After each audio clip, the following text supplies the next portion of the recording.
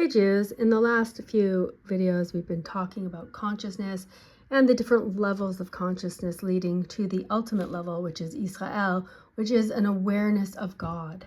And we understand from the Torah that, like I've said before actually in different classes, the Torah is the information and Judaism is the practice. So it's basically combining these things to reach this conscious level. It's not just consciousness, it's also a spiritual practice. And it's also an understanding, okay, of our reality, okay, and what the purpose of the Jews is. So in Judaism, the pursuit of wisdom is actually, wisdom, okay, chokhmah. That's actually, wisdom and understanding is seen as essential to fulfilling one's purpose in life as a Jew. As Pirkei Avot, the ethics of the fathers, okay, the wisdom that has been passed down to this lineage, the Jews, passed down throughout the all of the time, okay, in an unbroken chain. Pirkei Avot. In 4:1, it teaches us who is wise, one who learns from every person. Wisdom, or chokhmah, and understanding, binah, are foundational to Jewish life. And these are something that we need to consciously think about all the time. What wisdom have you obtained from the nation of Israel? Okay, that's something we need to think about. So it's foundational to life as a Jew. And these qualities, when we combine them, they lead us to this consciousness called Israel, which is an ideal spiritual state. Okay, now the nation of Israel has been defined by a continuity that defines time. Again, we look at the reality, as we're told in the Torah, the information that our reality is five-dimensional. 3 are physical, 1 is spiritual, and 1 is time. And there's many different levels to the Torah, the information. It's 4-dimensional, okay? So and in order to delve deeper into the information, so you can obtain some knowledge and hopefully understanding when we integrate it all together, okay, the time and the spiritual especially. So in Rabbi Yehuda Halevi's work, the Kuzari, which I have talked about in pretty much every single last one of my videos, and especially in the video called Defending Tradition. This is paramount that every Jew understands why the nation of Israel has rejected any reforms, any new things, any different over-identifying. A Jew is a Jew is a Jew. The nation of Israel is timeless and unchanging. Okay, so Rabbi Yehuda Halevi in the Kuzari speaks of Israel as a heart among the nations, symbolizing a nation bound not only by geography alone, but by a spiritual mission and sharing a heritage rooted in divine law. Okay, we talked about this too, how important it is to follow the laws and how the state of Israel that is in the Holy Land, state of Israel, okay, the Zionist state of Israel, which is part of the New World Order, okay, I talk about this in all my other videos, but that the Zionist state of Israel does not have the Torah laws, okay? It does, and we have to be conscious of this fact that it means something, okay? Because the nation of Israel is rooted in the divine laws, which are the truth, okay? Because this is going to help us from not going crazy, basically, with what's going on and what's the truth and what's not the truth, the confusion, the darkness. That's what it means to be the nation that brings the light unto the worlds, okay, unto the world, unto the other nations. That's what the light is. It's the truth about our reality and about us and about our purpose. So this notion suggests that a Jew today should feel at home in any historical period. And this is something that I've been talking about recently with my husband, that I've been thinking deeply about all these things and all these videos that I've made about consciousness and spirituality and Israel and what's our purpose and what's going on, what's a reality, what's the New World Order, what's the Zionist state, all these things. But I've come to understand somewhat that if you put me now back in the times of the Vilna Gaon or Rashi, or any Jew in any time, in any place in our past, okay, I would pretty much fit in. I would do the things that they're doing at the times that they're doing them. I would understand what they're talking about. Okay, we would all be speaking Hebrew. Okay, and this, again, my video called Defending the Tradition, I also talked about Rabbi Yaakov Kuli, who made Me'am Loaz for us, because he understood that as we forget our Hebrew, the Holy Tongue, we will less and less have access to this four-dimensional guidebook, which we need to follow in order to obtain some sort of awareness and consciousness and somehow be tied and connected to this eternal, timeless nation called Israel that exists in all times. Okay, so I think it's also worthwhile, if you're a Jew, to ask yourself, if you went back in time to your great grandfather's house, okay, would he look at you? Would he kick you out of his house? Would he think that you're a goy? Would you have anything would you know what to do? Would you know how to put on your tefillin? Would you know how to make the challah? Would you know how to bless? Would you know the laws of kashrut? All of those things have not changed over time. Okay, and that's how you know how conscious you are about reality as a Jew. Okay, and that is why everything that happens in our reality happens, because mostly it's just to awaken you, because we're told, and I don't remember which tractate this is in the Talmud, but it was basically talking about when they buried Yaakov Avinu and how the deaf son of Dan, one of the tribes of Israel, how he basically killed Esav. Okay, so again, we need to know our history. We need to know the unbroken chain of information. We have to have that knowledge in order to understand anything. And King Solomon tells us that the beginning of the wisdom is a fear of God. Okay, so if we don't have a fear of God, you're not keeping Shabbat, for example, or you're not doing anything, you can't answer yes that you could go now and live in any time over history with any Jewish community anywhere in the world, in the space of our reality, okay, at any time of our reality, because your spiritual level is exactly the same. You know the same things that they know, you practice the same things that you practice, and you are conscious at least a certain level of this nation of Israel, which hasn't changed.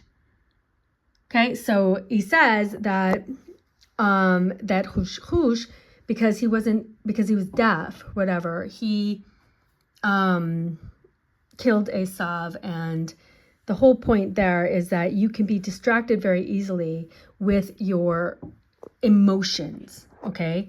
And this goes, I haven't really gotten too much into this in terms of the consciousness, but it goes more into the whole concept that we are more like animals. We came from animals, we learn things from animals, we're just the same as animals, we shouldn't eat animals, when really in reality, objective reality, which is in the truth, which we know for 100% fact, we know it. We have the da'at. We know that this is the truth, okay? We know that we are not made from animals. We know that we're something different, something called speaker, medaber. And if we obtain a higher level of consciousness, we are medaber chai. But if we slip down, if we become a habit, a creature of habit, we could fall down to a chai medaber, an animal that can talk. And I was just talking all about this and forgot all about that soul that makes you something more than an animal. Okay, so because Hush was deaf, he wasn't distracted by his emotions and desires. And I've talked about the difference between being a melech, which is a king, and being a kelev, which is a dog. And kelev means kol kelev, like a heart, all heart. emotional. Okay, so you can look back at some of my different videos where I talk about that. But the idea there, melech, the mem, is moach, which is your brain. The laws are here, okay, and they're difficult to understand, so that we will use our smart Jew brains to raise our consciousness, to obtain some sort of wisdom. And again, King Solomon tells us that if we have no fear of God, we have no wisdom. And also Rabbi Yehuda Halevi goes through it in the Kuzari, where he says basically that, you could be the smartest person, but you'll scoff at people with faith, because you'll look down on that and say that's woohoo spirituality stuff. It's not rooted in reality. And it is rooted in reality, but unfortunately you don't have any wisdom because you don't have that fear of God that you scoff at, okay? And he calls people scoffers and fools and all these other things. And that's the wisdom of King Solomon, who was a Jew, by the way, okay? And he wrote that in Proverbs and in Kohelet, and that's why we need to know. We need to read our own literature of the nation of Israel. We have to understand what they understood and make sure that we would fit in at all times. Okay, so again, going back to the Kuzari, the notion of the nation of Israel being the heart among the nations, and that symbolizes that we're, as a nation, not bound to geography and not bound to time. Really, we have a spiritual mission and a shared historical root, okay, when we all stood at Har Sinai and accepted that Torah, and we all became witnesses for one another, and we all went home and taught our children, and we told them to tell their children's children for all of time, forever, until the end of time, forever. We are at this time, and we need to be aware and understand what that means, okay? That we are at the end of times. Okay, we may not be at the very end, but we're at the period, I guess, at the time period that you could call time. Now, interestingly enough, if we think about this notion, okay, that if you were a Jew today and you should feel at home in any historical period amongst the Jews, because the core identity, the values, and the practices remain unchanged, okay? Unless you or somebody in your family has strayed and joined a cult and changed a bunch of things. So now the books that you're reading, that were, by the way, banned, okay, and this again goes back to my video called Defending the Tradition, but you are learning any other stuff and you're acting different ways and you're doing different things, different laws, you're changing them, whatever, okay, you're not going to fit in, because we share a common root, which is actually just the objective truth, which is just the Torah, which we were commanded never to change. Okay, so like I said, the Gaon from Vilna also emphasized this idea, and he talked a lot about perfecting your character, that you don't even start to understand anything, because again, King Solomon tells us that we need a spiritual receptivity to the information anyway. It's not enough, okay? Yes, you can get so far just understanding it with your brain, but you're not going to jump to Medaber Chai, from Medaber Chai, okay, to Yisrael without the Binah. That's the connection, okay? And that's what we're told in the Sefer Yetzirah, which is the basis for the Kabbalah, okay? Which is, or one of them, or whatever, that you must understand with wisdom and be wise with understanding. And there is an interplay between raw information, okay, and understanding converted basically to verbal, to speech. That's why this level is called speaker. Okay, so that's why the focus is always on learning the Torah and knowing it, and not just on feeling your way to feel good and doing mitzvot even, okay? You can't just do all the spiritual stuff. That's what the people in the East do, the spiritualities of the East, okay? They separate themselves and go sit on a mountain or whatever and just peace out. And that's not the way, okay? That's misguided. And usually there they have babas and gurus and whatnot, okay? And also we have that when you stray over into any other extra identity that you don't need as a Jew. A Jew is a Jew is a Jew, okay, is a Jew in any time. Okay, now you're a Hasidic Jew. Now you're a Breslov Hasidic Jew. Now you're a Chabad Hasidic Jew. You just have a lot more identities that don't mean anything. They're just confusing the situation. There is only one nation of Israel, the eternal nation. Okay, and so the study of the Torah, and because the Torah cannot be changed, okay, is what is bridging time and uniting the nations in a purpose. Okay, that is the purpose of our life. And like I was saying, the time element here, because when the end of time happens, okay, and as we like to say, like, that's going to be when we say God is one, we're saying singular. But we're also, because God's name that was given to the nation of Israel, okay, to cry out to in times of distress, like now, and like in October 7th, and now if if we have hostages and whatnot, what are we doing? Are we going to the Ohel? Are we going to Trump? Are we going to the Pope? Or where are we going? So we have a specific name, and that name is made up of the different times in Hebrew: past, present, and future. And you see how we're talking about how the nation of Israel is eternal and the same and unchanging in all of these times. A Jew from the present should be able to go back in the past and live like a Jew, fit in, not be confused at all. Same if somebody now, if the next door neighbor from Rashi all of a sudden was in our present times, 5,784, I'm sure he would have many places to go for Shabbat and feel right at home, talking about the exact same thing, which is the Torah and reality. Only in his time, okay, the physical reality, the things happening around us were different. Okay, but not that different, because there's only 70 nations in the world and they all act in a certain way. So we know what's going on, and that's why we're told that Mordechai HaYehudi, Mordechai the Jew, knew hu yada kol ma she'asa shama. He knew everything that was going on with Haman, and that's the story of Purim, which happened in the middle of our story. Okay, hu yada, he had knowledge of actually what was happening in his reality. Now he also had Bina and Chokhmah, because he was a prophet.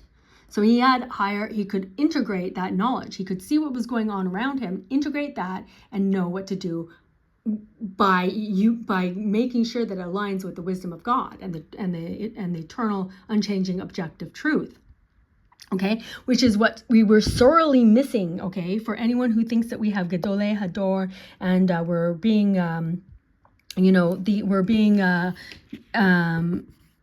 we are being led by Torah scholars and Geonim, geniuses. We are not, okay? And we saw that in COVID. Okay, we saw the fragmentation, okay? Because right now in exile, the nation of Israel is fragmented, not only physically, but also spiritually, right? There's so many different kinds of Jews. That is not true. There is only one kind of Jew, because there is only one Torah, and we are not allowed to change even one letter. Because when you change the letter, you get different words, okay, especially in Hebrew. Okay, so we can't change the letters. We can't change a bunch of things. We can't change the traditions. We can't detach ourselves from God and the Torah and still think that we are the nation of Israel.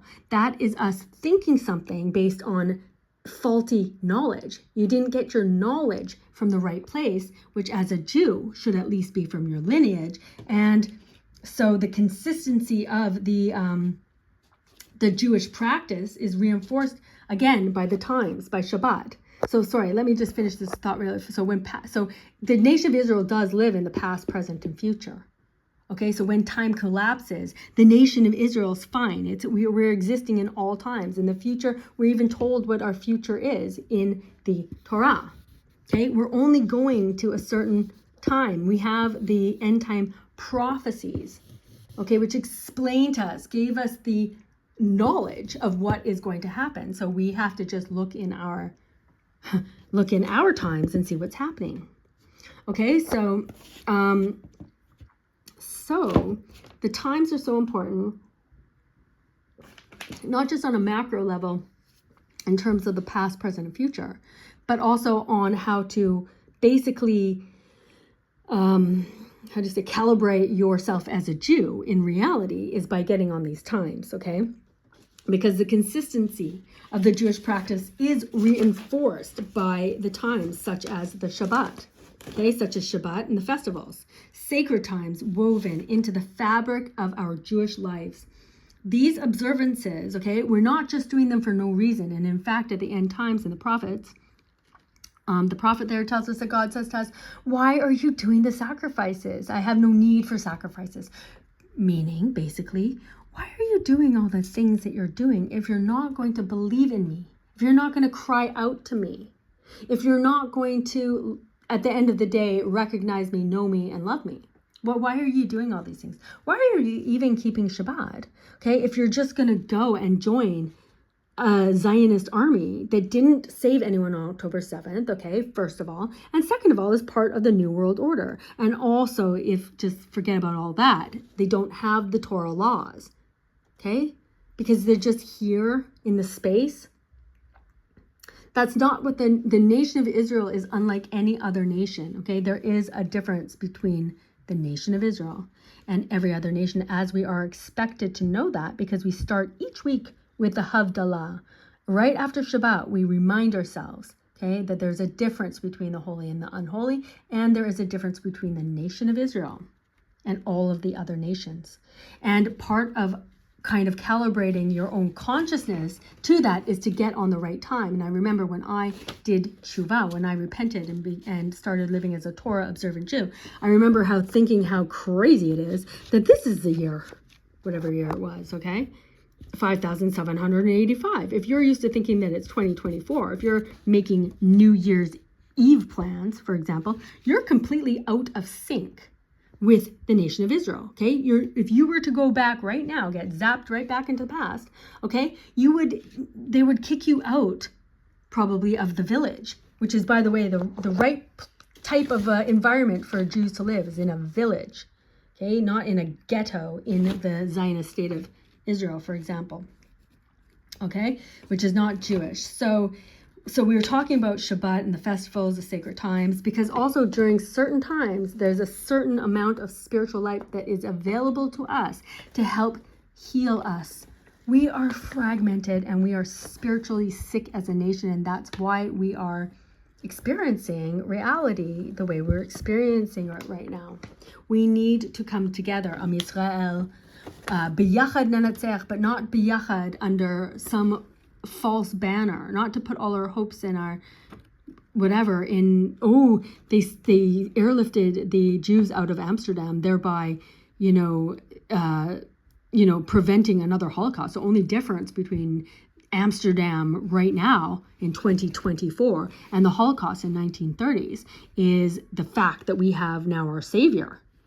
That is not true.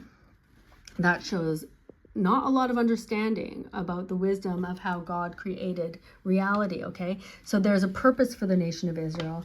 And one of the ways that we can get back in tune, basically, with this spiritual health, I guess, is, I don't know how to even experience, but we have a soul. Okay, and so if our soul is sick and we have no connection to our soul, we're not understanding things, okay? We have no understanding of reality. So Shabbat and festivals are woven into the fabric of our lives. These observances remind us of the importance of time itself and as a dimension of our reality, okay? Now, also, a lot of people have never considered reality. What is reality? Who cares?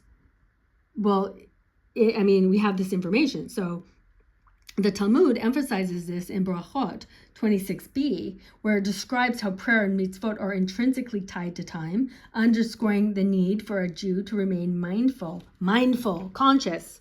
Okay, you have to be conscious of the sacred times and rhythms that shape our consciousness. Okay, and a lot of the things that we do, again, like I said, even if we don't understand the deeper meanings, we can certainly see how if you follow the laws and you know what you're eating, how much you're eating, what to bless, what the blessing is, you see how that would keep you conscious and not make you fall into habit, okay? And then become confused, okay? Like the other brothers burying, or at the burial of Yaakov Avinu, but not affecting Hush, who is deaf, okay? Who didn't get distracted. He did not become a creature of habit because also he couldn't speak.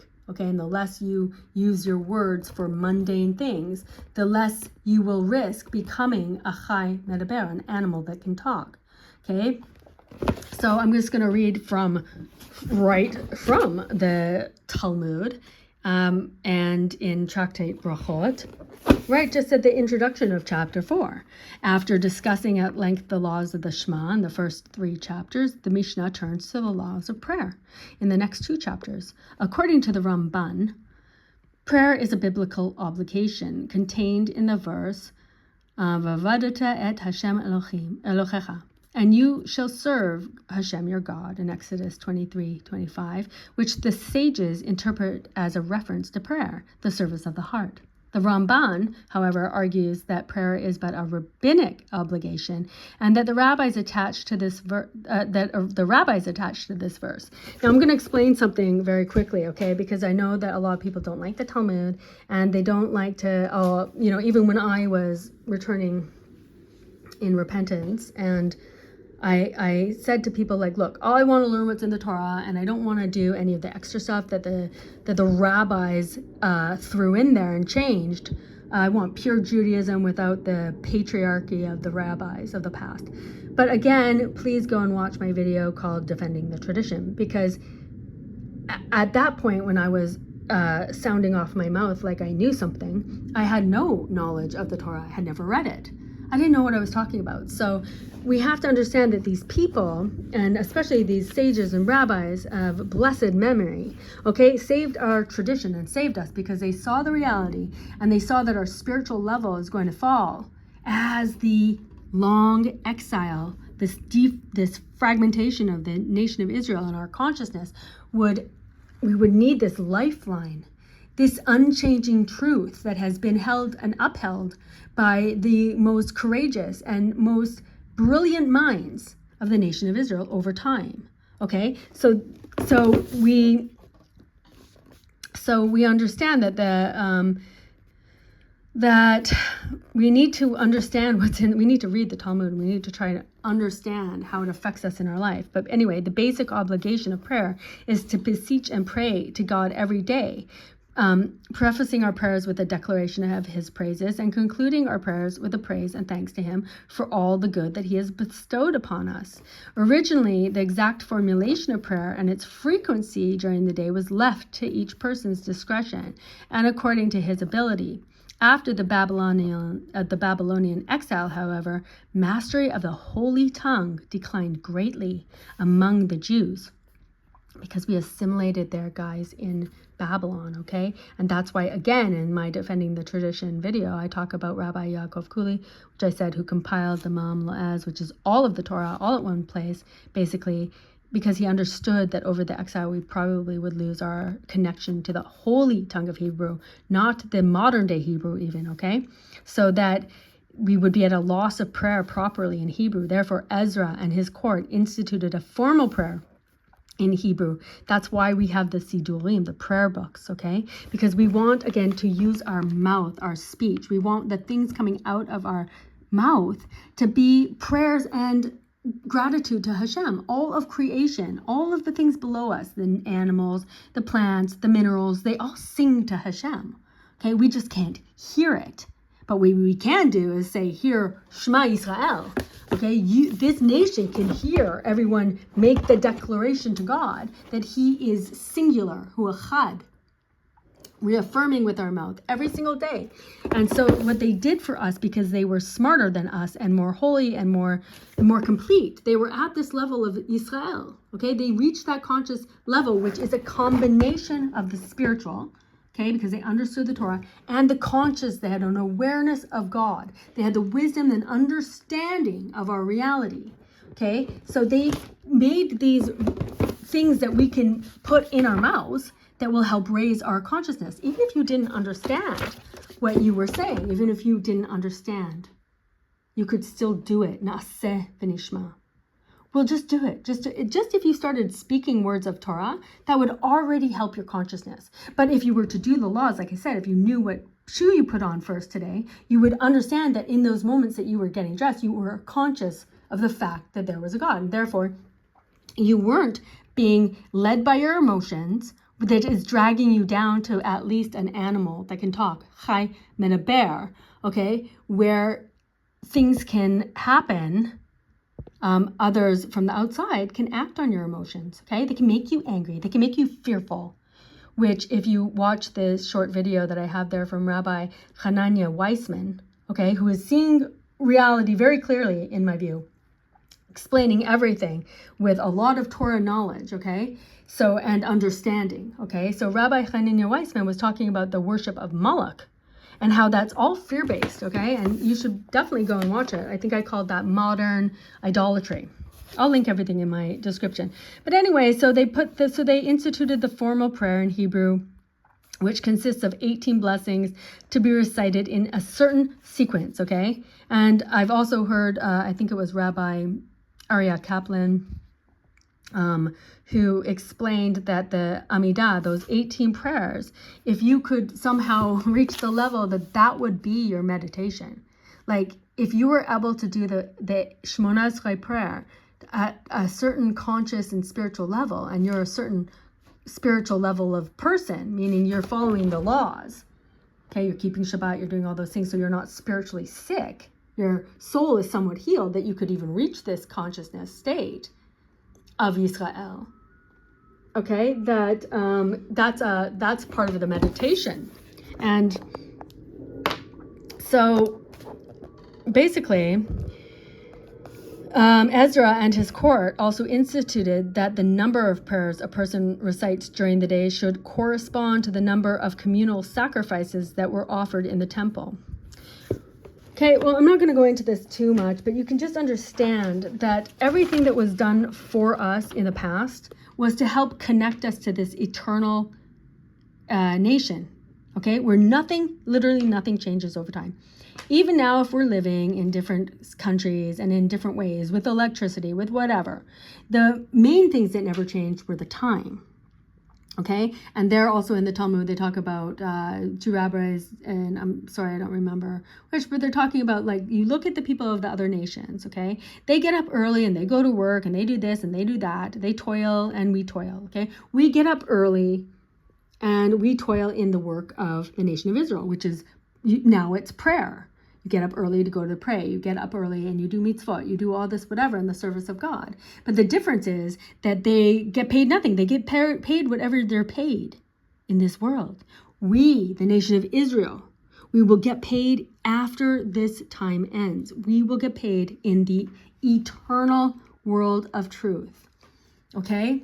So that's also one of the reasons we bless Hashem and say thank you for making us a Jew, even though sometimes in our reality, it doesn't seem like such a big blessing. So a true Jewish consciousness, therefore, would exist not only in space, but also in time, calling each Jew to live fully in the present. Okay, we are the Jews of the present. Right? Remember, we said that the nation of Israel exists in the past, the present, and the future. We are the Jews of the present. Okay? So the Jews of the present must be conscious. So you must be conscious at every moment, if you can. And that is why you fulfill the Torah laws and do the mitzvot. So and that connects us, again, to the nation of Israel in the past and the future. However, maintaining this unified consciousness, okay, requires a balancing of your identity. And we know that, like I said, if you split up if you're just a Jew, okay, that's all you are. You're a Jew. Okay, and not everyone has to look the same. Not everyone has to wear a big furry cowboy hat. Not everybody has to, there are certain things you have to wear, like the tzitzit, which is the four-cornered garment that you have to wear, okay? But you don't have another uniform, really. We just are told not to look like the 70 nations. Don't mix in there. Okay, but anyway, I'm digressing. The Torah provides a framework for cultivating an integrated identity through mitzvot and personal growth. And that's what we've been talking about all this time, again, with Mesilat Yesharim from the Ramchal, Rabbi Moshe Chaim Luzzatto, okay? And that's the pathway of the righteous and how important it is to be righteous, because ultimately it's the laws of the Torah that are perfecting us, okay? So, and again, like I said, the Gaon from Vilna placed a very big emphasis on perfecting your character. And we know from Shlomo Melech, the King Solomon, that we need a spiritual receptivity to this information anyway, to the wisdom, okay? So that's how we do it. We perfect our character to be a better vessel for this information. So, the refinement aligns an individual with the divine will, and that's another thing we've been talking about with the pure-minded people of Jerusalem. Okay, that the Ramchal, and it's from the Talmud and Sotah. I don't remember what one, but the pure-minded people of Jerusalem that always filter their thoughts through to make sure that it's aligning with God's will and the wisdom and the nation of Israel. If there's anything now you're making some sort of choice on, and you're thinking, well, it will be easier for me and whatever, and I'm sure it's still fine. Well, you have to ask yourself if the Gaon from Vilna himself would do that or not. Okay, because he was definitely a part of the nation of Israel at a very high spiritual and conscious level. Okay, so if he would not do that thing, don't do that thing. Like, would he probably go now if he lived in Israel, for example, or if he lived in a Jewish community, and would he go out and now make a mission, would he go to some impure country with a bunch of avodah zarah, idolatry or whatever, and go set up shop there? So just in case Jewish travelers or whatever want to come there? That's probably not something that the Gaon from Vilna would do. Okay, so therefore, if we think, should I do that thing? Probably not. So this refinement aligns an individual with the divine will, and by striving to reach the level of the tzaddik, which is somebody who would not transgress these laws, okay, one who lives in accordance with all of the laws, only this way can we align our consciousness with our eternal mission. Okay, as the Talmud states in Makot 24a, the mitzvot are intended to cultivate a life of moral and spiritual integrity, building character and strengthening one's commitment to the objective truth. The Torah offers not only laws, but a comprehensive way of life that leads to spiritual unity. It's not for no reason that we're doing all these dogmatic practices and customs that, the Jews have. They're for a purpose. And the purpose, we need to understand what the purpose is, okay? But we need to do them.